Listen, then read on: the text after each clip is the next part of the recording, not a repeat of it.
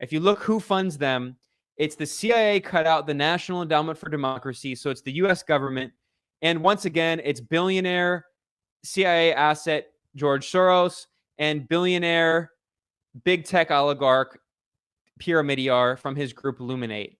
So we see a pattern here. There is a constellation, a group of these Western billionaires, namely Soros and Omidyar, who work with CIA cutouts to bolster regime change operations, especially targeting Eastern Europe and Central Europe, and also Latin America and the global South. And this is part of, I pointed out in this Twitter thread, and I'm going to turn it into an article. This is part of a growing trend of weaponizing so-called anti-corruption efforts. Here's an article that was just published, an insane propaganda piece in Forbes, the mouthpiece of Wall Street. The article title is "Money Man for Venezuela Accused of Looting Billions Nears Extradition to the United States." And they're talking about this Venezuelan diplomat named Alex Saab, who was arrested in Cape Verde at the orders of the U.S. government. He is a political prisoner. He is a diplomat who was legally imprisoned.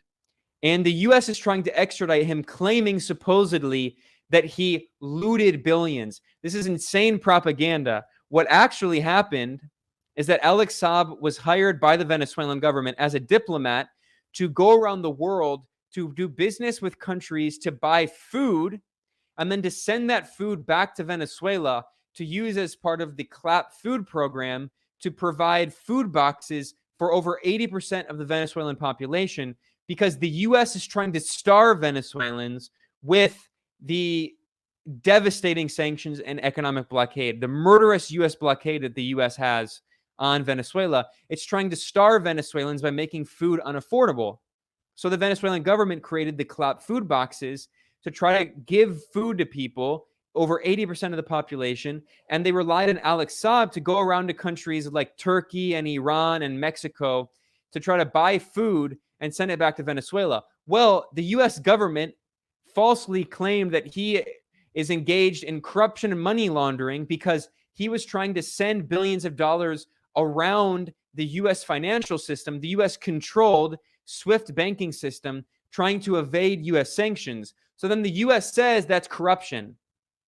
So according to the U.S. financial dictatorship, according to Washington and Wall Street, which have a chokehold on the entire international economy, they say that if you evade illegal, criminal, murderous U.S. sanctions, that you're supposedly corrupt and you're supposedly engaged in money laundering.